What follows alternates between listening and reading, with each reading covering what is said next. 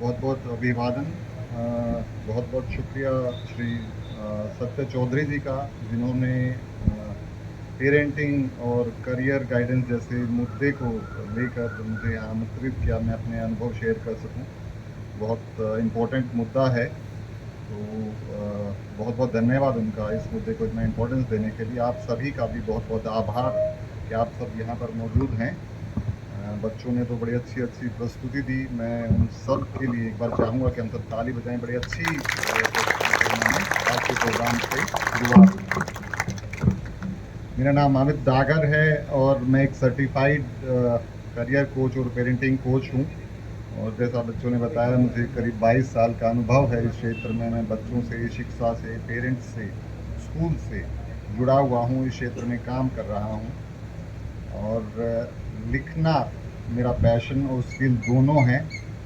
बोलना मेरी स्ट्रेंथ बिल्कुल नहीं है, लेकिन मैं कोशिश करूंगा आज निभा पाऊँ इस चीज़ को। तो कहीं कोई छोटी मोटी गड़बड़ हो जाए तो पहले ही माफ़ी चाहता हूँ। पेरेंटिंग पर मैंने काफ़ी किताबों का ट्रांसलेशन किया है। मेरी खुद की एक किताब जल्दी पब्लिश होने वाली है, और एक बहुत अच्छी किताब है पेरेंटिंग के ऊपर जो मैं सबको सजेस्ट करता हूँ, lives little instructions book.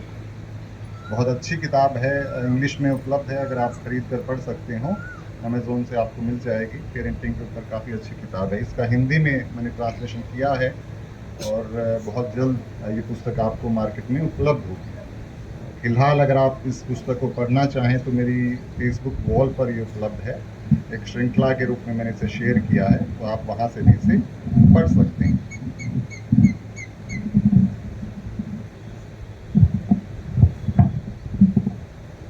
Thank you.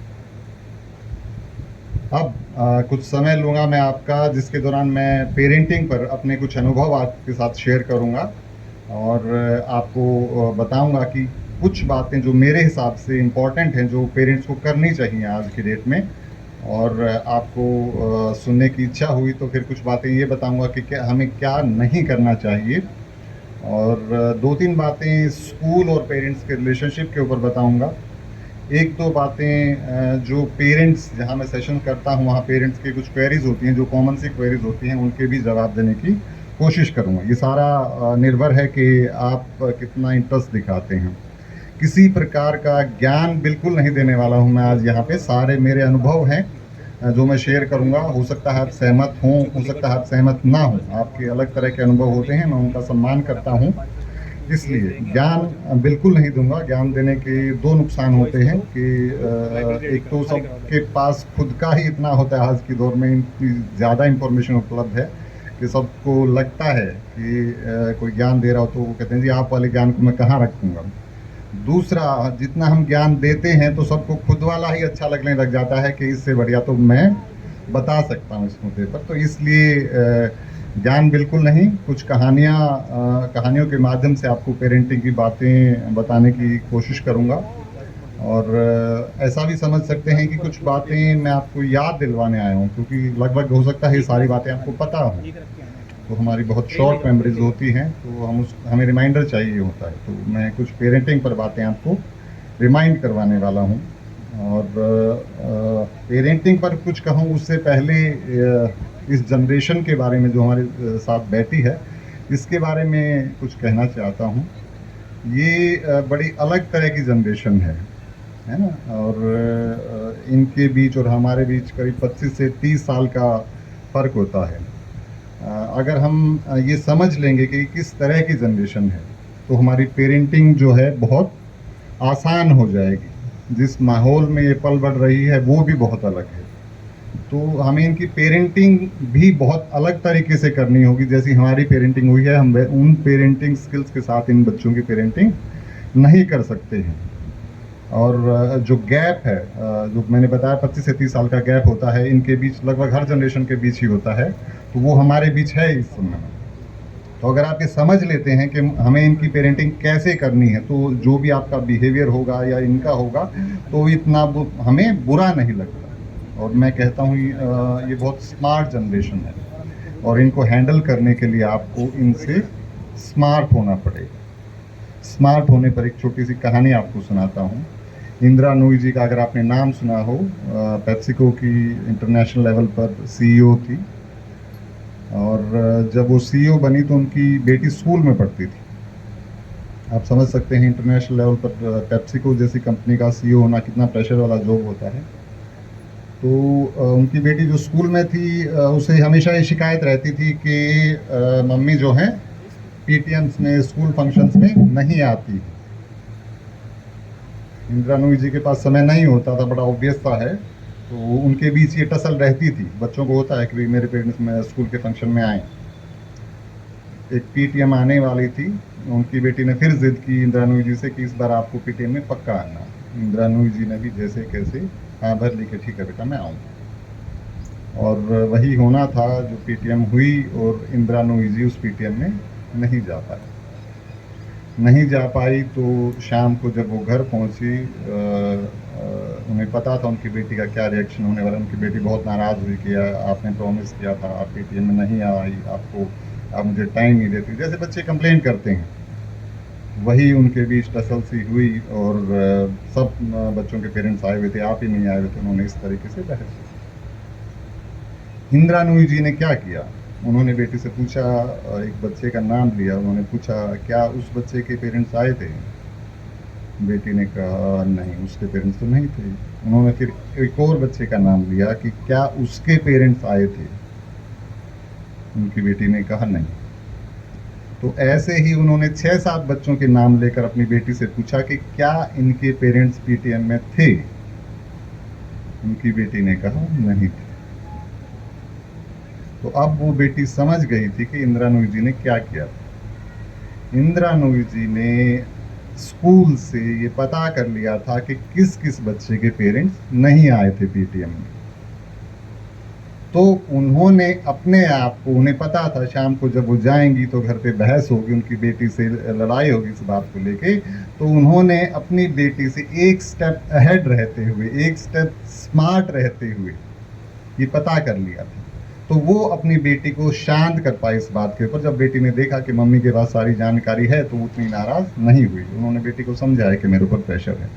तो ये जनरेशन स्मार्ट है, और आपको हैंडल करने के लिए इनसे स्मार्टर होना पड़ेगा, है ना। ये छोटा सा उदाहरण है कि किस तरह से हमें स्मार्ट होना पड़ेगा। अगर आप इनको कन्विंस करना चाहते हो किसी चीज़ से, जोर से ज़बरदस्ती से आप इनको कन्विंस नहीं कर सकते। पेरेंटिंग पर दो प्रश्नों से अपनी बात शुरू करूंगा। पहली बात ये कि हम पेरेंट्स बन तो जाते हैं, लेकिन क्या हम इस जिम्मेदारी के लिए तैयार होते हैं। और दूसरा, आज पेरेंटिंग सीखने की ज़रूरत क्यों है।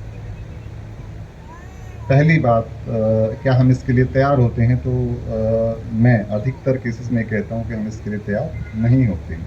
इसका कारण है हम नेचर से बड़े रिलक्टेंट ह्यूमन बीइंग्स हैं। हम स्टेटस को में विश्वास करते हैं, जो चीज़ें हैं उसे वैसे ही रखना चाहते हैं। चेंज को हम जल्दी से एक्सेप्ट नहीं करते हैं। किसी चीज़ के लिए हाँ कम और ना ज़्यादा बोलते हैं।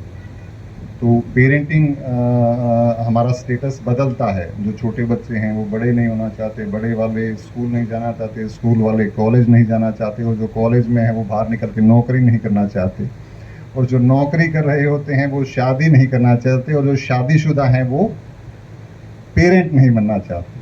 तो इस सब जगह एक रिलक्टेंसी होती है। हम करते हैं सारे रोल्स में, अगर हम एंजॉय करके करें तो उसका और आनंद आता है, लेकिन एक रिलक्टेंस होता है जब भी बदलाव होता है। कॉलेज, स्कूल से कॉलेज, कॉलेज से बाहर की दुनिया, बाहर की दुनिया से शादीशुदा, बैचलर ज़िंदगी छोड़ने, तो ये सारे चेंज हैं हमारी लाइफ में। तो हम एक रिलक्टेंस होता है, तो वो रिलक्टेंस जब हम पेरेंट्स बनते हैं तो उसमें भी आता है। तो मैं कहता हूँ हम बड़े रिलक्टेंट पेरेंट्स हैं। और दूसरा सवाल कि आज पेरेंटिंग सीखने की ज़रूरत क्यों है। आज पेरेंटिंग सीखने की ज़रूरत इसलिए है कि जैसे मैंने बताया, हमारे बीच और बच्चों के बीच करीब 25 से 30 साल का फ़र्क होता है। तो इतने बड़े गैप में लगभग सारी चीज़ें बदल जाती हैं। आप आसपास देखेंगे तो हर क्षेत्र में बदलाव आ रहा है। कोई भी क्षेत्र आप उठा के देख लीजिए, हर चीज़ बदल रही है, हर जगह माहौल बदल रहा है। तो आप पेरेंटिंग क्यों और कैसे उसी तरीके से कर सकते हैं। पेरेंटिंग को भी बदलना होगा, तो इसलिए हमें पेरेंटिंग सीखनी चाहिए, समय समय पर अपनी स्किल्स को अपडेट करना चाहिए। इसलिए इम्पोर्टेंट है पेरेंटिंग सीखने। सबसे पहली बात जो पेरेंट्स को करनी चाहिए वो ये कि अपने बच्चों को जंगल का पेड़ बनाएं। जंगल का पेड़ से मेरा क्या मतलब है, बच्चों में और पेड़ पौधों में बहुत समानताएं होती हैं। पेड़ हमेशा ऊपर की तरफ ही जाता है, आपने कोई ऐसा पेड़ नहीं देखा होगा जो नीचे की तरफ जाता हो। और बच्चे हमेशा अच्छाई की तरफ जाते हैं। जब भी आप अगर उनको छोड़ दोगे इंडिपेंडेंटली, उनको नहीं छेड़ोगे, तो वो अच्छाई की तरफ जाएंगे। घर में जब हम कोई पेड़ पौधा लगाते हैं तो क्या करते हैं, उसके लिए एक जगह ढूंढते हैं जहाँ उसको धूप मिलती रहे, गड्ढा खोदते हैं, ज़मीन नरम करते हैं, उसके लिए उसमें पौधा लगा देते हैं, खाद पानी जो भी डालना होता है डाल देते हैं। नियमित रूप से हमारा यही काम होता है कि उसमें खाद पानी डलती रहे ताकि वो पौधा बढ़ता रहे। इतना ही हमारा काम होता है। कुछ समय बाद हम क्या देखते हैं कि पौधा हमारे अनुसार, पौधा बढ़ तो रहा होता है, उसकी जड़ें बढ़ रही होती है, थोड़ा थोड़ा ऊपर बढ़ रहा होता है, हमें लगता है कि वो पौधा बढ़ नहीं रहा हमारे अनुसार स्पीड से। तो हम क्या करते हैं, पौधे के नीचे बहुत सारी टहनियाँ होती हैं, आप देखो, तो हमें लगता है कि टहनियाँ जो हैं इसका सारा भोजन ले रही हैं, हम इन टहनियों को काट देते हैं। हम उन टहनियों को काट देते हैं, जबकि वो टहनियाँ ही होती हैं जो उस पौधे को मजबूती दे रही होती हैं, उसका भोजन उसके लिए इकट्ठा कर रही होती है, इतनी इंपॉर्टेंट होती हैं। हम उस चीज़ को काट देते हैं ताकि वो ऊपर बढ़ सके। ऐसे में जब टहनियाँ कट जाती हैं तो पेड़ कुछ टाइम बाद अचानक से ऊपर बढ़ जाता है। पेड़ तो ऊपर बढ़ जाता है, लेकिन उसका तना जो है आप देखोगे वो कमज़ोर रह जाता है। तना कमज़ोर रह जाता है तो क्या होता है, जब भी कोई आंधी तूफान आएगी तो क्या होगा, वो पेड़ झुक जाएगा या टूट जाएगा। झुक जाएगा या टूट जाएगा, दोनों ही स्थिति में पेड़ दोबारा ऊपर कैसे बढ़ेगा, जहां से वो झुकेगा या टूटेगा वहां से उसे दोबारा फूट लेनी होगी। तो जो मेहनत हमने की है उसकी टहनियाँ काटने की और इधर उधर की, वो सारी बेकार हो जाती है। दोबारा से वो हमें शुरू करनी पड़ती है उस पेड़ की ग्रोथ। अब जंगल के पेड़ को देखिए वो कैसे ग्रो करता है। जंगल का पेड़ कहीं पर भी उग जाता है, उसे धूप पानी बिजली खाद जो भी चाहिए होता है वो अपने आप उनका इंतजाम करता है, उसे कहीं कोई दिक्कत नहीं होती, अपनी स्पीड से बढ़ता है। हो सकता है जंगल का पेड़ बहुत सुंदर ना हो, बहुत सीधा ना जाए जैसे हमारे घरों में पेड़ होते हैं, लेकिन अगर आप देखेंगे तो उनकी जड़ें और तना दोनों ही मजबूत होते हैं। कभी आंधी तूफान आएगी तो उसको झेल पाएगा। अब हमारे बच्चों पर आइए, हम क्या करते हैं बच्चों के साथ, घर में उसे वातावरण देते हैं, हमारे मूल्य संस्कार व्यवहार देते हैं जैसे खाद पानी की तरह, और हमारा काम इतना ही होता है कि हम उन्हें वो माहौल देते रहें, मूल्य संस्कार व्यवहार देते रहें और उन्हें छोड़ दें। वो अच्छाई की तरफ ही जाएंगे। हो सकता है पेड़ की तरह समय लें, लेकिन जाएंगे। लेकिन हम बेचैन इतने होते हैं कि हमारी अनुसार वो ग्रोथ होनी चाहिए। हम क्या करते हैं, जैसे जैसे बड़ा होता है बच्चा कि नहीं ये जैसे मैं सोचता हूँ वैसे बड़ा नहीं हो रहा, हम क्या करते हैं उसकी टहनियाँ काटने लग जाते हैं। बच्चों की टहनियाँ क्या होती हैं, उनकी शरारतें, उनका फ्री टाइम, गाना बजाना, स्पोर्ट्स, कल्चरल एक्टिविटीज़, दोस्तों के साथ गप्पे मारना, इधर उधर घूमना, ये सारी चीज़ें बच्चों की टहनियाँ। जब बच्चा हमारे अनुसार नहीं बढ़ रहा होगा तो इसके नंबर कम आ रहे हैं, ठीक है, अब क्या करेंगे, बाहर जाना बंद, एक टहनी काट दिया आपने, फिर भी नंबर और नहीं बढ़े, अब क्या करेंगे, दोस्तों से मिलना बंद, अब भी नंबर नहीं बढ़े, तीसरी चीज़ क्या करेंगे, स्पोर्ट्स बंद, कल्चरल एक्टिविटीज़ बंद। तो ये सारी टहनियाँ आप बच्चों की काटते रहते हैं और बच्चों की ग्रोथ कैसे हो जाती है, उस तने की तरह जो एकदम से ऊपर बढ़ तो जाता है लेकिन कमज़ोर रह जाता है, डिस्टॉर्टेड ग्रोथ हो जाती है हमारे बच्चों की। और क्या होगा, जब बच्चों के सामने कोई चुनौती आती है तो क्या होगा, वो झुक जाएंगे या टूटेंगे, और फिर से हमें उस पौधे की तरह उतनी एनर्जी लगानी पड़ेगी उसको ठीक करने के लिए जितनी हम कहते हैं कि जहाँ से पौधा झुका है टूटा है वहाँ से उसे फिर शुरुआत करनी पड़ेगी। तो जितनी हम एनर्जी लगाते हैं वो सारी बेकार हो जाती है। तो इसलिए अपने बच्चों को जंगल का पेड़ बनाइए, ये पहली बात। दूसरी बात, अपने बच्चों को निर्णय लेने का धोनी बनाएं, डिसीजन मेकिंग। यदि कोई मुझसे एक सवाल पूछे कि ज़िंदगी में सबसे मुश्किल काम क्या है, अगर आप सोचेंगे तो पाएंगे decision making is the toughest thing to do. सबसे मुश्किल काम है निर्णय लेना। उन निर्णयों पर ही हमारी जिंदगी टिकी होती है। लेकिन क्या हम बच्चों को ये सिखा रहे हैं?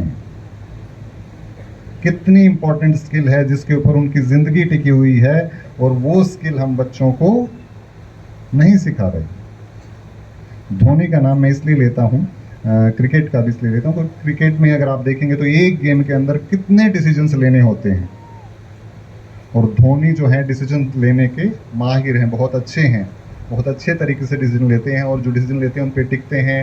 हार हो या जीत हो वो कूल रहते हैं। तो एक छोटा सा उदाहरण आपको उनके डिसीजन का याद दिलवाना चाहता हूँ। 2007 का T20 वर्ल्ड कप फाइनल था, भारत पाकिस्तान का मैच था। आखिरी ओवर था, 6 गेंदें बची थी, 13 रन चाहिए थे।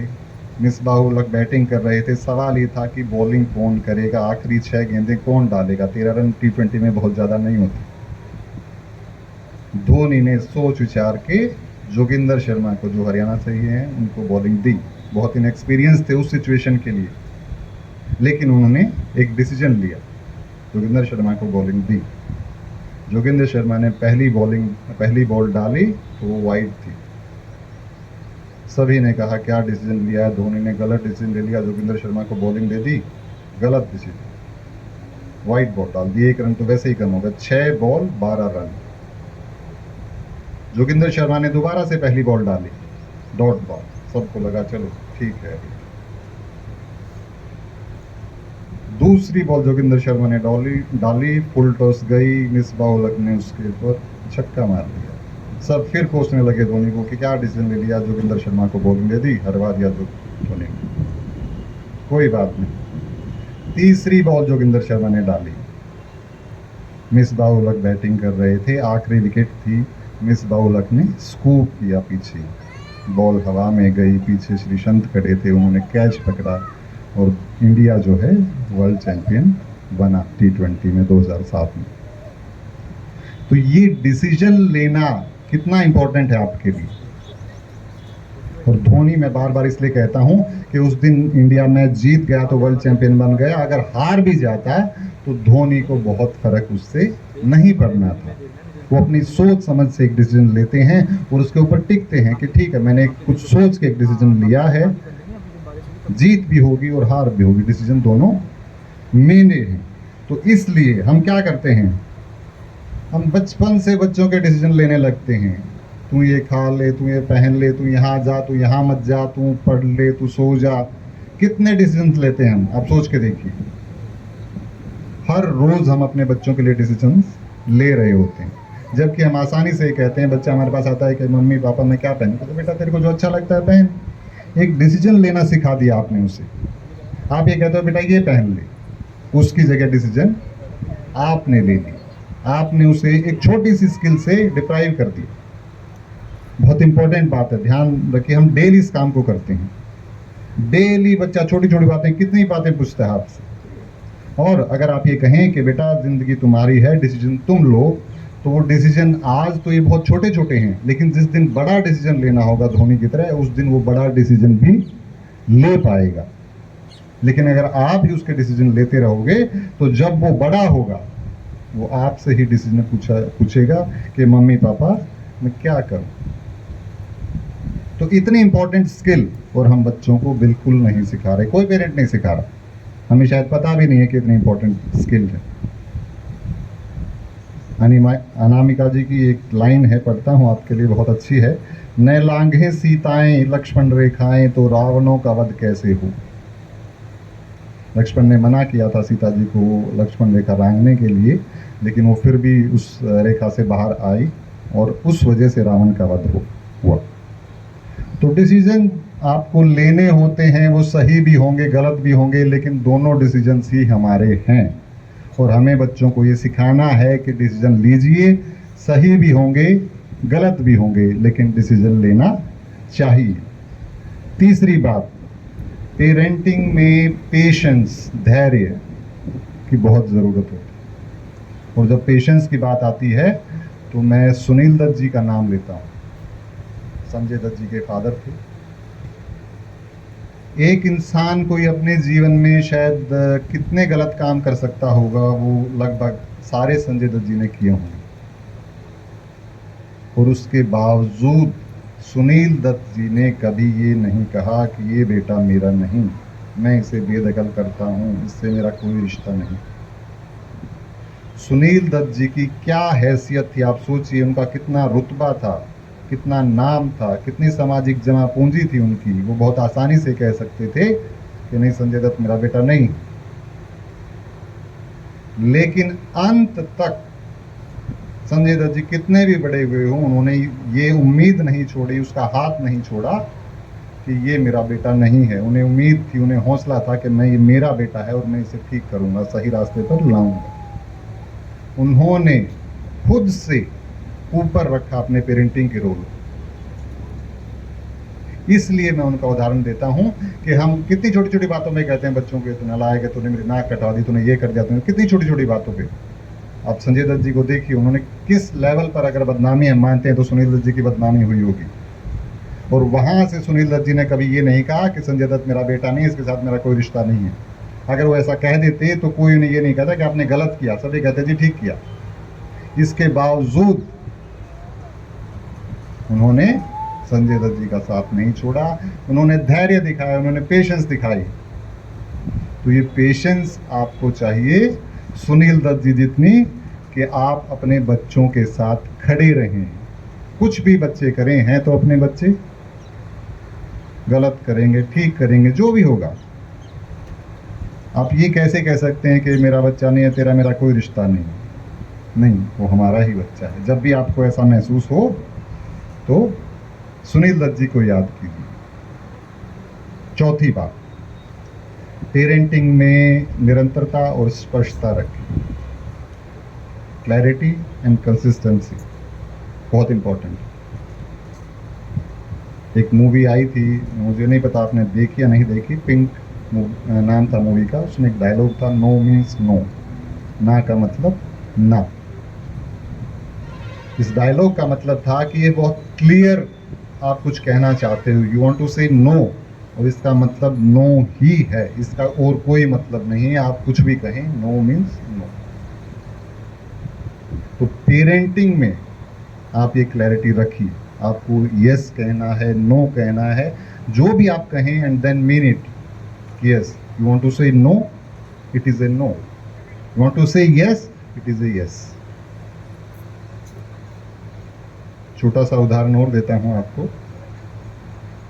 मेरा बेटा जब 10th में था, तो आजकल लगभग सभी बच्चों के पास शायद 8th-9th में मोबाइल आ जाता है, स्मार्टफोन आ जाता है। उसके दोस्तों के पास भी था। उसने घर आके कहा, पापा मुझे स्मार्टफोन चाहिए। मेरा और जो मेरी बेटर हाफ हैं, डॉक्टर आरती, हमारा ये मानना है कि बच्चों को 12th से पहले स्मार्टफोन देना ठीक नहीं। हमारा सोच है, आपकी सोच अलग हो सकती है, आप सहमत हो ना हो, मेरा मानना है ऐसा है, हमारा मानना ऐसा है। हमने उसे कहा कि बेटा ऐसा है, हमारी सोच तो ये, मोबाइल तुम्हें मिलेगा जब तुम 12th पास कर लोगे, बटन वाला फ़ोन चाहिए।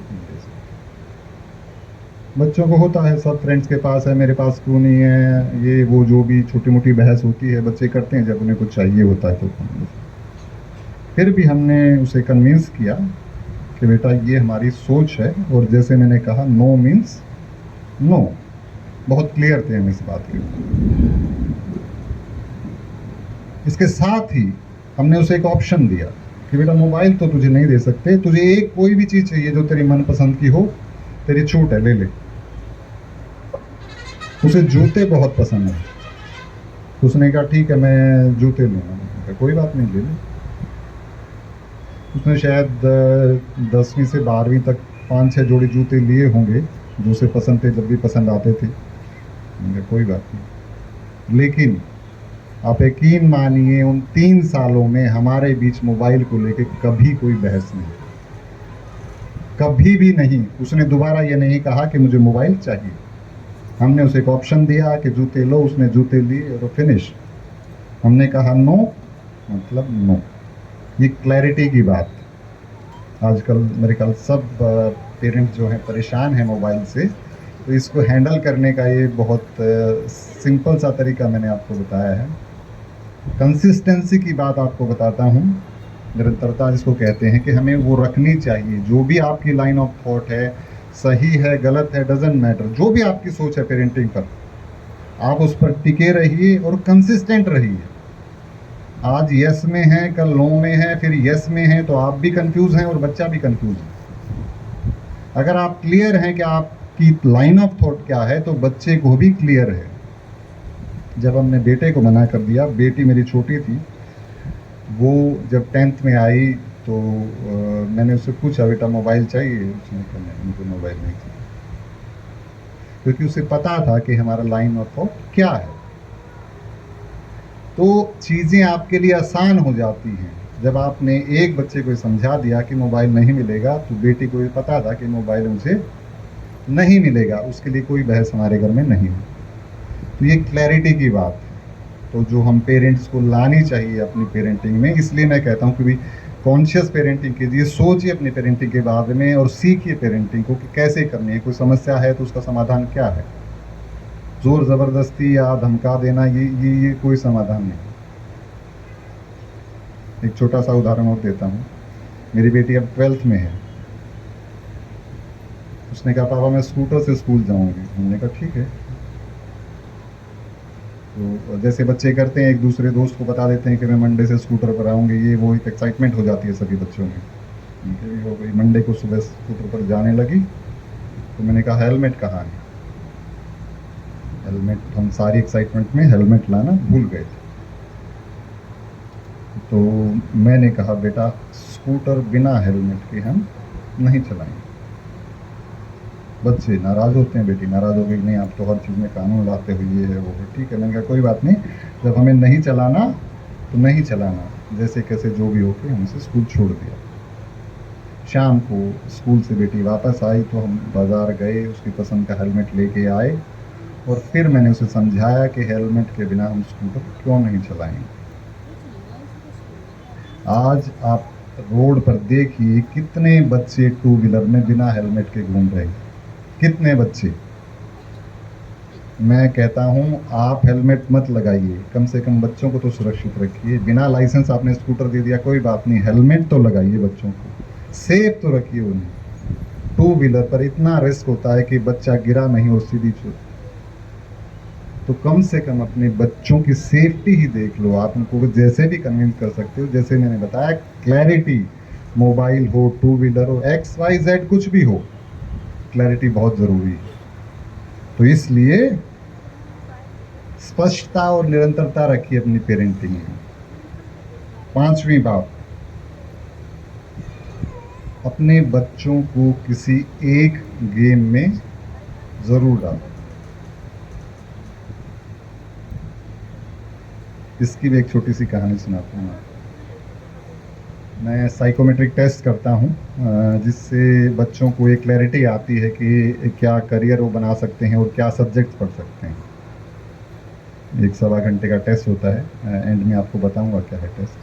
तो बच्चे मेरे पास आते हैं टेस्ट करवाने। एक बच्चा मेरे पास आया, मैंने उसका टेस्ट किया। तो टेस्ट से पहले मैं एक आइस ब्रेकिंग सेशन करता हूँ बच्चों के साथ, जिसमें उनको जानने की कोशिश करता हूँ कि बच्चा क्या है, कैसे, उसे क्या पसंद है क्या नहीं पसंद है। तो मैंने बच्चे से पूछा, आमतौर पर जब मैं ये सवाल ज़रूर पूछता हूँ कि आप कोई गेम खेलते हो, तो लगभग बच्चे मना करते हैं। मैंने उस बच्चे से भी पूछा कि आप कोई गेम खेलते हो, तो उसने कहा हाँ खेलता हूँ। तो मुझे खुशी हुई कि चलो एक बच्चा मेरे पास आया है जो कोई गेम खेलता है। मैंने कहा बेटा कौन सा गेम खेलते हो? तो उसने मुझे एक नाम बताया, मुझे नहीं समझ आया। मैंने उससे दोबारा पूछा, मुझे फिर भी समझ नहीं आया कि वो क्या गेम, मैं रिलेट नहीं कर पाया। आजकल बहुत सारे नए नए गेम्स आ गए। मैंने सोचा हो सकता है कोई इस तरह का गेम हो जो मेरी नॉलेज में नहीं हो। तो मैंने उससे पूछा कि बेटा इस गेम को कहाँ और कैसे खेलते हो? मैं सोचा ये बताएगा कि भी वहाँ खेलते हैं तो मैं रिलेट कर पाऊँगा। तो आप जवाब सुनकर हैरान होंगे। उस बच्चे ने कहा कि जी मैं इसको कंप्यूटर पर खेलता हूँ ऑनलाइन। तो बच्चों के लिए स्पोर्ट्स का मतलब ऑनलाइन गेम हो गया है, मतलब गेम्स को भी वही मानने लगे हैं जो ऑनलाइन गेम होते हैं, वो भी स्पोर्ट्स की कैटेगरी में होते हैं। तो इस बात से आपको चिंता करने की ज़रूरत है कि गेम्स और स्पोर्ट्स हम ग्राउंड में मानते हैं, बच्चे ऑनलाइन जो होते हैं उनको भी गेम्स और स्पोर्ट्स मानने लगे हैं, तो आपके लिए चिंता का विषय है। स्पोर्ट्स को मैं मेडिटेशन से भी ऊपर रखता हूँ। आपको किसी तरह का डिस्ट्रेस करने में मेडिटेशन बहुत अच्छा साधन है, लेकिन बच्चे नहीं कर पाते। और अगर आप में से किसी ने कोई गेम खेला होगा तो आप शायद महसूस कर पाएंगे कि जब आप गेम खेलते हैं तो सब कुछ भूल जाते हैं, सब कुछ, सिर्फ उस गेम पर ध्यान होता है आपको। तो उससे बढ़िया रिलैक्सेशन आपको कोई नहीं हो सकती, आपके माइंड को, आपकी बॉडी को, दोनों फायदे करते हैं स्पोर्ट्स। आपको फिजिकली फिट रखते हैं और आपको मेंटली भी फिट रखते हैं। आने वाले समय में डिप्रेशन, तनाव, ये सब बहुत बढ़ने वाला है। बीमारियां जो बड़ों को होती थी वो बच्चों पर आ गई हैं।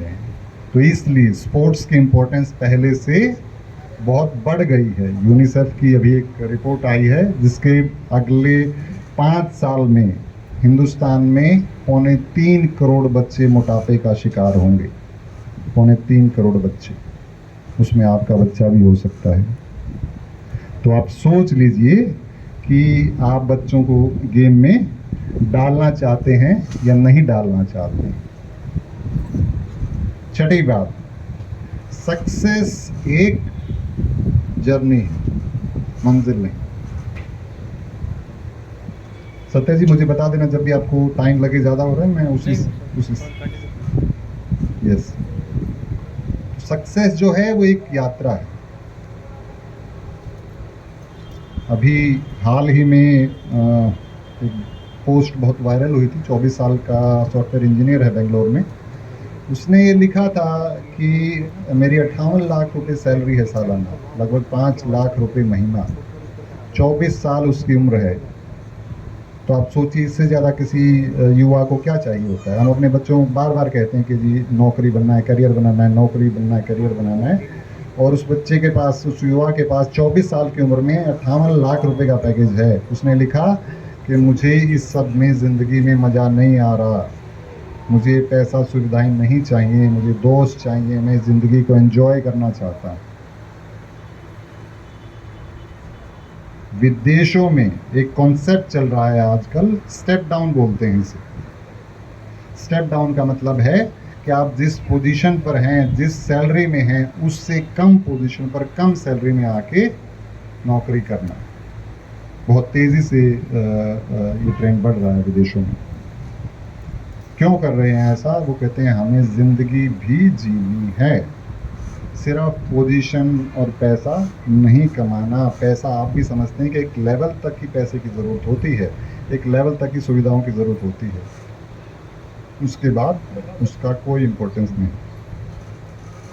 और हम क्या कर रहे हैं? हम 8वीं 9वीं में लगते हैं अपने बच्चे को ये बताने कि बेटा करियर बनाना है, नंबर ले आ, करियर बनाना है, नंबर ले आ। 9वीं से भी मैं लूँ तो 9वीं से 12वीं 4 साल, और ग्रेजुएशन के 3 से 4 साल, 7 से 8 साल। अगर बच्चा पोस्ट ग्रेजुएशन कर लेता है तो 2 साल और, 8 से 10 साल आप बच्चों को सिर्फ 2 चीज़ बता रहे होते हो, नंबर और करियर, नंबर और करियर। बच्चा भी वही कर रहा होता है, टहनियाँ आपने सारी काट दी कि ना कुछ नहीं करना, और वो बच्चा क्या कर रहा है? सिर्फ नंबर और करियर। और जब वो 24 साल का होता है इस युवा की तरह, तो क्या होता है उसके साथ? उसे ये पता ही नहीं होता कि इस पैसे का मुझे करना क्या है, और ज़िंदगी में मुझे इस नौकरी के अलावा भी मुझे कुछ करना है, क्योंकि music, dance, cultural activities, hobbies, दोस्त, सब कुछ हमने उनका हटा दिया होता है। बेटा करियर पर फोकस कर, दोस्त बाद में बन जाएंगे, मूवी बाद में देख लेना, करियर पर फोकस कर, नंबर लेके आ।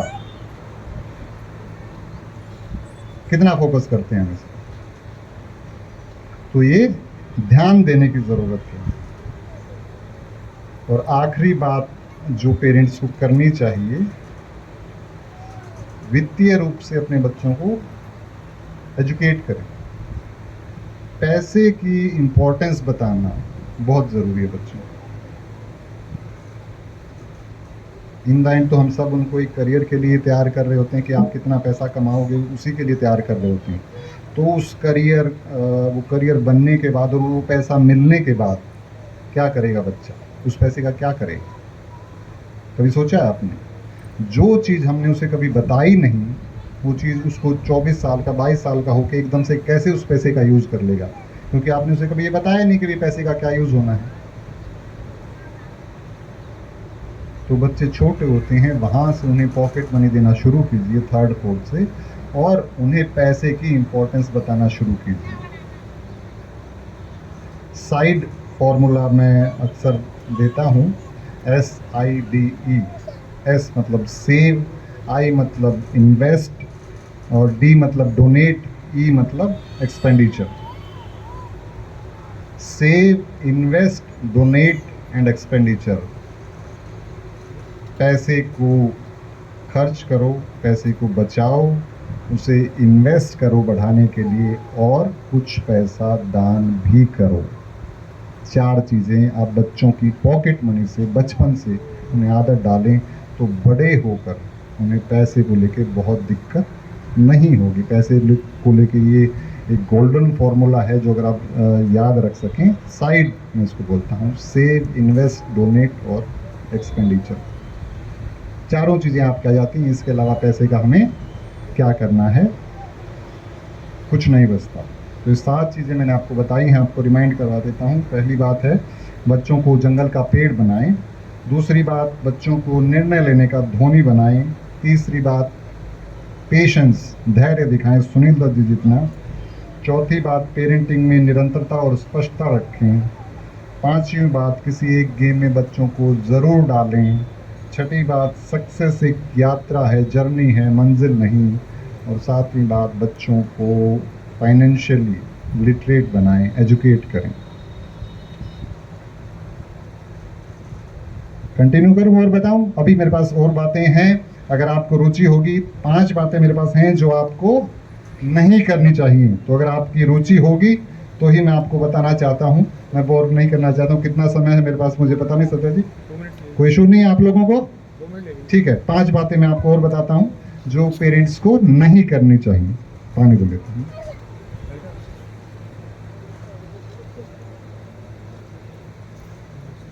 पहली बात, बच्चों को नेगेटिव मत बोलना, न ही उनके साथ हिंसक हों। ऑस्ट्रेलिया के पास सोलोमन नाम का एक आइलैंड है। वहाँ लोग क्या करते हैं, किसी पेड़ को अगर सुखाना होता है तो उसे काटते नहीं, उस पेड़ के चारों तरफ खड़े हो जाते हैं और ज़ोर ज़ोर से उस पेड़ को गालियाँ देते हैं, उसके ऊपर चिल्लाते हैं, और कुछ दिन बाद वो देखते हैं कि वो पेड़ सूख गया। साइंस से नहीं मानती, लेकिन साइंस बहुत सारी चीज़ें कहाँ एक्सप्लेन कर पाती है, तो मैं इसे मानता हूँ कि ऐसा होता है। तो जब आप अपने बच्चों को नेगेटिव बोलते हैं, उसकी सेल्फ एस्टीम खत्म हो जाती है। जितना आप नेगेटिव बोलेंगे, बच्चा उतना ही आपका डाउन जाएगा। तू निकम्मा है, तू नालायक है, तू जिंदगी में कुछ नहीं कर सकता, ये बड़ी आम सी बातें बड़ा लाइटली बोल देते हैं, लेकिन बच्चे के दिमाग पर इसका जो असर होता है कि वो आपकी बात को सच मान लेता है। और आप देखिए, वो फिर सोचता है मैं कुछ कर ही नहीं सकता हूँ। उसका सेल्फ एस्टीम, कॉन्फिडेंस इतना लो चला जाता है कि जब मेरा पेरेंट को मेरे ऊपर भरोसा नहीं कि मैं कुछ कर सकता हूँ, तो मेरे को खुद पे भरोसा कैसे होगा, दुनिया का भरोसा कैसे होगा? तो पहला व्यक्ति जिसे कॉन्फिडेंस होना चाहिए कि मेरा बेटा, मेरी बेटी कुछ कर सकती है, वो तो आप लोग। तो अपने बच्चों को नेगेटिव मत बोलिए। और मार पिटाई, कोई एक आधी बार कोई थप्पड़ वगैरह मार दें तो अलग बात है, बाकी रेगुलर तौर पर पिटाई बिल्कुल नहीं करनी चाहिए।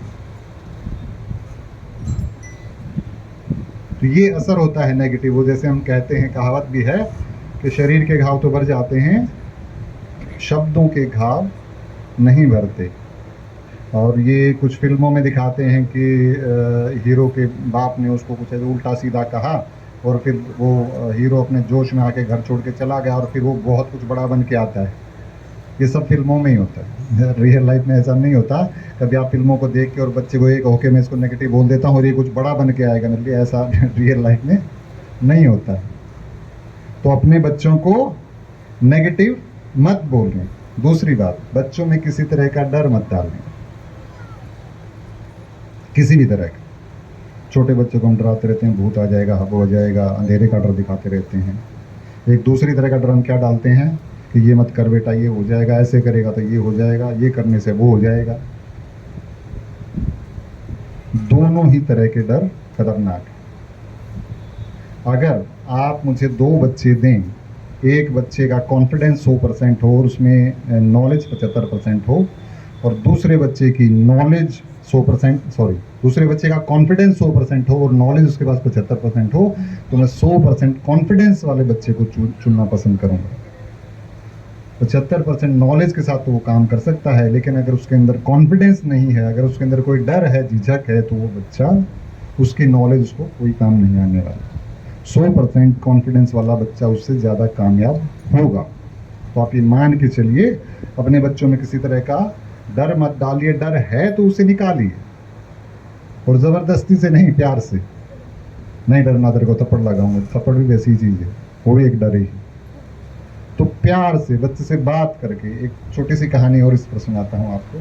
ब्रिटिश एंटरप्रेन्योर बिजनेसमैन है रिचर्ड ब्रैंसन, आजकल बहुत कामयाब हैं। जब वो छोटे थे तो उन्हें बहुत डर लगता था। ये बात उनकी माँ को पता चली, तो उनका डर निकालने के लिए उन्होंने एक तरकीब निकाली। उन्होंने रिचर्ड को बुलाया और कहा कि बेटा, कल से दूध तुम्हें लेके आना।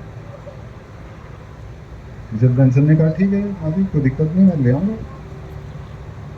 अब जहाँ वो रहते थे वहाँ से दूध लाने के लिए उन्हें एक सुनसान जंगल से गुजरना पड़ता। ये बात रिचर्ड ब्रैंसन को रियलाइज़ नहीं हुई, लेकिन जब वो दूध लेने गया पहले दिन, तो उसने देखा जंगल है, हम गए। लेकिन अब मम्मी ने कह दिया है तो दूध लाना ही है, तो डरता डरता जैसे कैसे चला गया और ले आया। हर रोज़ वो अपने डर से लड़ता और उस जंगल से जाके दूध लेके आता, और एक दिन उसका वो डर ख़त्म हो गया। और उस डर का ख़त्म होने का नतीजा है कि आज अगर आप रिचर्ड ब्रैंसन को देखोगे तो इतनी कॉन्फिडेंट पर्सनैलिटी है, 400 से ज़्यादा कंपनीज़ के वो मालिक हैं, स्पेस में जाने की वो बात कर रहे हैं। तो वो सिर्फ इस वजह से कि उनके अंदर ना कोई डर है ना झिझक है। इतनी इंपॉर्टेंट चीज़ होती है। और हम छोटी छोटी बातों पे बच्चों को डराते रहते हैं कि ये करना है, ये नहीं करना है। तो ये डर बच्चों में मत डालें। तीसरी बात, बच्चों पर अपने विचार मत थोपें। आपकी सोच, आपके मूल्य, आपके व्यवहार, आपके संस्कार, कारण मैंने पहले बताया, आप 25 से 30 साल पहले पैदा हुए थे। आज माहौल बहुत बदल गया है। तो जिस माहौल में आपकी पेरेंटिंग हुई है, अगर आप उन्हीं वैल्यूज़ के साथ आज की पेरेंटिंग करते हो तो ये सही नहीं। छोटा सा एग्जांपल देता हूँ, रिश्वत लेना आज की डेट में बहुत एक्सेप्टेड सा नॉर्म है। हम बच्चों को क्या सिखाते हैं? सदा सच बोलो, झूठ मत बोलो, रिश्वत देना गलत है, झूठ बोलना गलत है। झूठ बोलना भी गलत है, बिल्कुल सही बात है, रिश्वत देना भी गलत है। लेकिन ये आपके टाइम की वैल्यूज़ हैं। आज के टाइम में आप कह सकते हो कि ये सही है। हर दूसरे व्यक्ति जिससे आप टकराते हो वो झूठ बोलता है। तो मैं ये नहीं कहता आप बच्चों को ये सिखाओ कि झूठ बोलो, रिश्वत दो। मैं कहता हूँ ये डिसीजन आप उन्हें लेने दो। आज जब मेरा बच्चा कहीं पर जाता है, किसी ऑफिस में जाता है, तो वो देखता है कि 10 में से 9 बच्चे तो रिश्वत दे रहे हैं, बंदे दे रहे हैं, काम करवा रहे हैं। मैं रिश्वत, मैंने सीखा है रिश्वत नहीं देना, मैं अलग खड़ा हूँ, मेरा काम नहीं हो रहा है, तो मैं क्या करूँगा? मैं नहीं बदल सकता, क्योंकि मेरे संस्कार ऐसे हैं। मुझे माँ बाप ने सिखाया रिश्वत नहीं देनी है, मेरा काम अटक गया। तो अगर आज का व्यवहार ये कहता है कि आप रिश्वत दे के काम करवा लो, तो उसे वही करना चाहिए। इसमें बात सही गलत की नहीं है, बात समय की है। और ये डिसीजन आपके बच्चों का है। आपने उन्हें नहीं सिखाया कि रिश्वत नहीं देना बेटा, ये डिसीजन उसने लिया है कि मुझे झूठ बोलना है या रिश्वत देनी है, ये मेरा डिसीजन, तो उसे गलत नहीं लगता। अगर आपने सिखा दिया कि रिश्वत नहीं देना है, देना है, तो कहेगा देना है सिखा दिया तो भी कहेगा गलत सिखा दिया, और नहीं देना है तो भी कहेगा गलत सिखा दिया। तो उसमें दोष आपके ऊपर आता है। बच्चों को उनके मूल्य, व्यवहार, संस्कार डिसाइड करने दो कि कि रिश्वत देनी है या नहीं देनी है। और एक नुकसान और होता है, जब आप किसी तरह के मूल्य व्यवहार संस्कार बच्चों को सिखाते हैं तो कई बार ऐसा होता है हम खुद ही उसके उलट व्यवहार करने लग जाते हैं। मेरे फादर का एक एग्जांपल देता हूँ मैं। जब हम छोटे थे तो हमें कूलर नहीं चलाने देते थे कि नहीं कूलर ठीक नहीं होता, पंखे में सो। आज मेरे फादर एसी में सोते हैं। तो मैं उनसे पूछ लेता हूँ कि तब आप गलत थे या आज गलत थे। तो कई बार हमारे व्यवहार ही बदल जाते हैं। तो बहुत टोका टिप्पणी करना कि बेटा ये कर ले, ये मत कर, ये मत कर, वो फिर हमारे लिए नेगेटिव हो जाता है। बच्चा कंफ्यूजन में हो जाता है कि पापा पहले सही थे या आप सही हैं, मम्मी पहले ऐसे कहती थी अब ऐसे कह रही। तो इसलिए जैसे जंगल का पेड़ है, हमारा काम है जो हमारे मूल्य व्यवहार संस्कार हैं आप उनका बिहेवियर रख के बच्चे को अच्छा लगेगा वो आपके अडॉप्ट कर लेंगे, नहीं अच्छा लगेगा वो अपने खुद बना लेंगे। इसमें दिक्कत क्या है? तो इसलिए अपने जो विचार व्यवहार संस्कार है वो बच्चों के ऊपर ना थोपें। चौथी बात, हेलीकॉप्टर पेरेंटिंग मत कीजिए। हेलीकॉप्टर क्या होता है? साल 6 महीने में कभी एक आध बार दिखता है। कुछ पेरेंट्स भी ऐसे ही होते हैं, वो साल 6 महीने में कभी अपने पेरेंटिंग के रोल में आते हैं। कभी बच्चे ने कुछ कर दिया या कहीं से परेशान होकर आता है, उस दिन बच्चा ही सबसे कमज़ोर लिखा, बेटा तू आ जा, तेरा बैग नोटबुक कॉपी सब कुछ ले आ। उसी दिन हिंदी इंग्लिश मैथ एसएस सब कुछ पूछ लेते हैं जो भी उसको आता होता है। वहीं पे स्कूल में भी फ़ोन कर देते हैं, मैडम जिसको कुछ नहीं आता, ये नहीं वो नहीं, सबको उसी दिन पूरी जिम्मेवारी पेरेंट की निभा के और फ्री हो जाते हैं। फिर 6 महीने बाद ही उनको याद आता है कि हाँ मेरा कोई बेटा है बेटी भी है। फिर जिस दिन गुस्सा आएगा फिर उस दिन बुला लेगा पूरा बैग वैग लेके। तो ये हेलीकॉप्टर पेरेंटिंग जो है ना, ये मत कीजिए। आप जैसी पेरेंटिंग या तो करते हैं या नहीं करते। कई घरों में ऐसा होता है जी पापा तो रोल में है ही नहीं, भाई नहीं है तो नहीं है, मम्मी पेरेंटिंग कर रही है, अच्छी बात है, दोनों को होना चाहिए। लेकिन अगर नहीं है तो वैसे ही रहो। आप एक दिन 6 महीने में क्यों आके अपने फादर या मदर के रोल में हो जाते हो कि ना तू मेरा बेटा सारा सामान यहीं ले। तो ऐसा बच्चों के साथ मत कीजिए, उसमें आपका नुकसान है, बच्चे का नहीं है। वो आपकी रिस्पेक्ट नहीं करेगा कि पापा 6 महीने में आते हैं, एक दिन डांटना कोई बात नहीं, छोड़ देगा, आप कुछ भी कहो उसको। तो इसलिए हेलीकॉप्टर पेरेंटिंग मत कीजिए। और आखिरी बात, बच्चों की तुलना मत कीजिए किसी से भी। अमेरिकन राष्ट्रपति रूजवेल्ट ने कहा था, comparison is the thief of Joy. तुलना जो है जीवन के आनंद को खत्म कर देता है। यदि आपको ये पता हो आपके बच्चे के, सपोज मैं कहता हूँ किसी बच्चे के 80% नंबर आए, किसी के 60% नंबर आए हैं, और आपको और बच्चों के नंबर ना पता हो, तो आपको शायद उतना दुख नहीं होता। ठीक है मेरा बच्चा 60% का 80% का है, मुझे कोई दिक्कत नहीं है, इतना ही कैलिबर होगा। जब आपको पता चलता है कि आपके पड़ोसी के दोस्त के बच्चे के नंबर 70 आए हैं, 80 आए हैं और आप वाले के 65 आए हैं, तब आपको ये महसूस होता है कि नहीं मेरा बच्चा तो कमज़ोर रह गया। चाहे उसके 90 हों, दूसरे के 95 हैं, तो भी आपको ये लगता है कि कम है नंबर। वहाँ आपको दिक्कत हो जाती है। फिर और पढ़ बेटा, और पढ़ना है तेरे को, ये करना है तेरे को, वो करना है, फिर टहनियाँ काटना शुरू कर दो। तो अपने बच्चे का जो कैलिबर है उसको समझिए और उसका कंपैरिजन मत कीजिए दूसरे बच्चों के साथ। इसमें आपकी मदद होगी। ये जितनी भी बातें मैंने बताई, बच्चों से ज़्यादा पेरेंट्स को मदद हो। तो ये 5 बातें थी, आपको दोबारा रिमाइंड करवा देता हूँ। बच्चों को नेगेटिव नहीं बोलना है, उनके साथ हिंसक नहीं हो, बच्चों में किसी तरह का डर मत डालें, बच्चों के ऊपर अपने विचार मत थोपें, हेलीकॉप्टर पेरेंटिंग मत कीजिए और बच्चों की तुलना मत कीजिए। ये 5 बातें थी जो पेरेंट्स को नहीं करनी चाहिए। 2-3 बातें स्कूल और पेरेंट्स के रिलेशनशिप के ऊपर आपको बताना चाहूँगा। पहली बात, स्कूल की रिस्पेक्ट करें। स्कूल की, टीचर की, प्रिंसिपल की, जो भी हो, जैसे भी हो। कमियां आप में भी हैं, बच्चों में भी, हम सब के अंदर कमियां होती हैं। स्कूल एक सामूहिक सी संस्था होती है जहां आपके बच्चों के साथ और बहुत सारे बच्चे पढ़ रहे होते हैं। तो ये कहना कि जी मेरे बच्चे को इंडिविजुअली आप ध्यान दो, ये किसी स्कूल के लिए संभव नहीं है। मैं कह रहा हूँ, हो सकता है सत्य जी आपको ना कहें, मैं बता देता हूँ। एक एक बच्चे पर ध्यान देना प्रैक्टिकली पॉसिबल नहीं होता। कोई स्कूल इसको एडमिट नहीं करता, लेकिन मैं आपको बता रहा हूँ। वो कमियां होंगी तो भी स्कूल को, टीचर को, प्रिंसिपल को आप रिस्पेक्ट कीजिए, आप उनका हौसला बढ़ाइए, आप उनको थैंक यू बोलिए जब भी पीटीएम पर जाते हैं। तो जितना पॉजिटिव आप रहेंगे, जितना पॉजिटिव आप फीडबैक देंगे, टीचर उतनी ही कोशिश करता है कि ये पेरेंट मुझे पॉजिटिव बोल के गया है, मैं इसके लिए थोड़ी और मेहनत करूं, मैं अपने और एफर्ट बढ़ाऊं।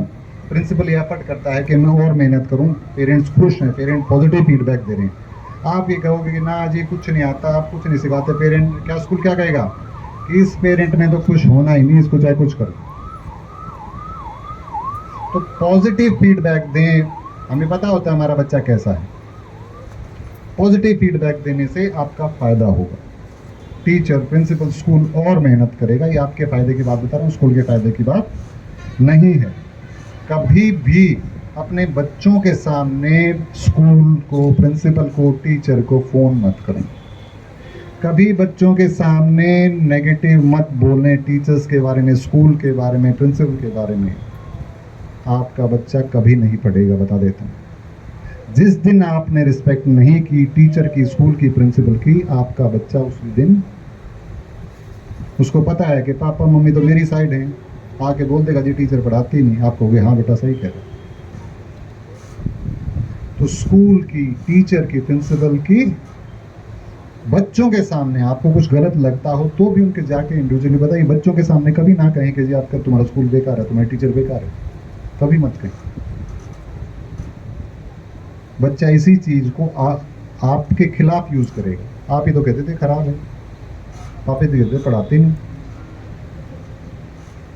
फोन आमतौर पर हम क्या करते हैं, फोन उठाया, अच्छा टीचर ने ऐसे कहा, अभी फोन अभी मिलाता हूँ, उसके सामने उठा के टीचर को फोन कर देते कि जी आपने ऐसे कैसे कह दिया। ये सब आपको नहीं करना चाहिए। दूसरी बात, कंटिन्यूटी की बात करता हूं मैं। आजकल बहुत सारे स्कूल्स खुल रहे हैं, तो मैं कहता हूं कि बच्चों को जो भी आपको पसंद हो, संस्था ये पसंद है, कोई और पसंद है, जो भी पसंद हो, आप पसंद करके देख के संस्था चुने और फिर बच्चे को उसमें कंटिन्यू रखें। हर दूसरे साल बच्चे को उठा के किसी दूसरे स्कूल में मत डालें। हर स्कूल वैसा ही होता है। मैं खुद एक स्कूलर हूँ, स्कूलों में लंबा चौड़ा कोई फर्क नहीं। तो कंटिन्यू रखें। बच्चा जहाँ पर होता है एक पौधे की तरह होता है। आपने बच्चे को यहाँ रोपित कर दिया, उसका एक सर्कल होता है, वो एक एनवायरनमेंट होता है, फेमिलियर होता है। नई जगह जाके ले जाके रखोगे, वो तो माहौल समझने में भी 1 साल लग जाता है। तो छोटी छोटी बातों पर हम, कभी हमारा ईगो आ जाता है, कभी हम नाराज हो जाते हैं। कोई नाराजगी हो, जाके प्रिंसिपल को बोलो कि सर इस चीज़ को ठीक करो। लेकिन बच्चा वहाँ से निकाल के कहीं दूसरा डाल देना आपके लिए दिक्कत है। स्कूल के वहाँ तो और बच्चे आ जाने हैं। स्कूल को लंबा चौड़ा नुकसान नहीं होना, आपके बच्चे को हो। उसके दोस्त, हम जो कहते हैं दोस्त लाइफ लॉन्ग रहते हैं। अगर आप किसी एक संस्था में रखते हैं, आपके बच्चे जुड़े रहते हैं। आज यहाँ पर, कल वहाँ पर, परसों वहाँ पर, स्कूल बदलते रहिए, उसके बच्चे के दोस्त कभी नहीं बनेंगे। तो इसलिए कंटिन्यूटी रखें। और तीसरी और बहुत महत्वपूर्ण बात है, बच्चों को सेल्फ स्टडी सिखाएं। आजकल टीचर्स पर, स्कूल्स पर बहुत ज़्यादा डिपेंडेंसी हो गई है पेरेंट्स की। सब कहते हैं जी टीचर बढ़िया नहीं है, या पढ़ाते नहीं है, ये नहीं है। अपने बच्चों को, जो अभी नेशनल एजुकेशन पॉलिसी आई है, उसमें टोटल फोकस सेल्फ स्टडी के ऊपर है। ना कोचिंग वाला आपकी मदद करने वाला है, ना कोई स्कूल, ना टीचर। हम सब गाइड कर सकते हैं, पढ़ना बच्चे ने है। उसका सबसे बढ़िया तरीका जो है, आप बच्चों को सेल्फ स्टडी पर ध्यान दीजिए। जो क्वेश्चन आंसर लिखने का सिस्टम है, वो अब थिंग ऑफ पास्ट हो गया है। 9th to 12th के बच्चे भी मैं देखता हूँ, वो कहते हैं जी क्वेश्चन आंसर लिखवा दो आपको। 9th से 12th में जितनी सेल्फ स्टडी आप करवाओगे बच्चों को, उसका आसान तरीका मैं बताता हूँ। अपने बच्चों को बोलिए, कल जिस चैप्टर की पढ़ाई होनी है उसे आज पढ़कर जाएं। उसमें कुछ समझ आए या न आए, एक रीडिंग पढ़ के जाएं। कोई डाउट होता है उसी दिन क्लास में पूछें। ये फायदा है सेल्फ स्टडी का। अगर आप पहले पढ़ के जाते हैं, अगर आप स्कूल में पढ़ के आए और फिर पढ़ते हैं, तो आपको उस टाइम कोई कुछ ध्यान नहीं आती, तो आप अगले दिन पूछेंगे। अगर आप पहले पढ़ के गए हैं, सेल्फ स्टडी करके गए हैं, तो आप सेम डे वो सवाल पूछ सकते हैं। आपका बच्चा, उसको क्लैरिटी होगी, किसी कोचिंग की जरूरत नहीं पड़ेगी उससे। तो बच्चों को सेल्फ स्टडी करवाएं। तो ये 3 बातें थी मेरी तरफ से, जो स्कूल और पेरेंट्स के रिलेशनशिप पर हमें कोशिश करनी चाहिए। और एक आखिरी बात मैं बताना चाहूँगा, क्योंकि मैं एक करियर कोच भी हूँ। साइकोमेट्रिक टेस्ट एक चीज़ होती है, ये टेस्ट से आप लोगों को, स्पेशली जो 9 to 12 के बच्चे हैं उन्हीं के लिए होता है, उनको बहुत मदद मिलती है क्या समझने में कि उनको 11th में कौन से सब्जेक्ट पढ़ने चाहिए। साइकोमेट्रिक टेस्ट बच्चे की इंटरेस्ट, पर्सनालिटी और स्किल, 3 चीज़ों का असेसमेंट करता है। एक रिपोर्ट जनरेट होती है जिसके बेसिस पर आपको ये समझ आता है कि आपके बच्चे का इंटरेस्ट, पर्सनालिटी, स्किल ये हैं, और इनके बेसिस पर आप उसे आर्ट्स, कॉमर्स, साइंस पढ़ाइए और आगे आप ये जॉब्स आपका बच्चा कर सकता है। तो मैं सजेस्ट करता हूँ कि आपके आसपास करियर काउंसलर से टेस्ट करते हैं, मैं भी करता हूँ। आपके यहाँ पर कोई करियर काउंसलर होगा, आप उससे करवा लीजिए, बहुत महंगा भी नहीं होता। लेकिन बच्चों के 11th में जब आप सब्जेक्ट्स का, स्ट्रीम का डिसीजन लेते हैं तो एक इन्फॉर्म डिसीजन लें, ताकि आपको ये पता हो कि आपके बच्चे का इंटरेस्ट ये है, स्किल ये है, उसी अनुसार आप सब्जेक्ट चूज कर रहे हैं। मेरे पास बच्चे आते हैं टेस्ट के लिए, तो पेरेंट तो साइंस में डाल रहा होता है, वो बच्चा आर्ट्स का होता है, तो आप सोचिए कितना नुकसान होता है। तो अगर आप इन्फॉर्म डिसीजन लेते हैं तो आपको कभी रिग्रेट नहीं होगा कि हाँ मुझे पता था मेरा बच्चा आर्ट्स का है तो मैंने उसे साइंस में डाल दिया। आर्ट्स के बच्चे को ले जाके साइंस की एकेडमी में डाल देते हैं कि जी अब इसको डॉक्टर, इंजीनियर बना के निकालेंगे। कल संडे है, नीट का एग्ज़ाम है, और कल 18 लाख बच्चे ये टेस्ट देने वाले हैं। 18 लाख। और कितनी सीटें हैं डॉक्टर्स की? MBBS की 1.25 लाख सीट। तो 1.25 लाख सीटों के लिए 18 लाख बच्चे टेस्ट देने वाले हैं। आप सोचिए बाकी 16, 16.5 लाख क्या करेंगे? क्या सारे बच्चे MBBS के लिए बने हैं? नहीं। 30-40% तो कम से कम ऐसे होंगे जिन्हें MBBS की पढ़ाई करनी ही नहीं, अगर वो टेस्ट करवाया जाए तो उनका। लेकिन फिर भी हम उन्हें नीट दिलवा रहे हैं, कोचिंग में डाल रहे हैं, वो बच्चे दे रहे हैं। इंजीनियरिंग के लिए 50-60 हज़ार सीट होती हैं, 10-10 लाख बच्चे जेईई देते हैं। तो आज का दौर जो है उसमें तो आर्ट्स, साइंस, कॉमर्स, हर सब्जेक्ट की करियर ऑप्शंस हैं आपके सामने। तो इसलिए मेरा आपसे अनुरोध है कि इन्फॉर्म डिसीजंस लें, जहां संभव हो साइकोमेट्रिक टेस्ट करवाएं। और आज के सेशन की आपने बहुत धैर्य से मुझे सुना है। सबसे इम्पोर्टेंट बात, जो भी बातें मैंने पेरेंटिंग के ऊपर बताई हैं उन्हें सोचें, समझें और अपने हिसाब से लागू करें। मैंने एक चीज़ बता दी, उसको यूं कि यूं 100% आप लागू करते हैं तो हो सकता है वो आपके और आपके बच्चे के रिलेशन को डैमेज करे। आपकी पर्सनैलिटी क्या है, आपके बच्चे की पर्सनैलिटी क्या है, उसको समझें और कहाँ हम अडॉप्ट कर सकते हैं।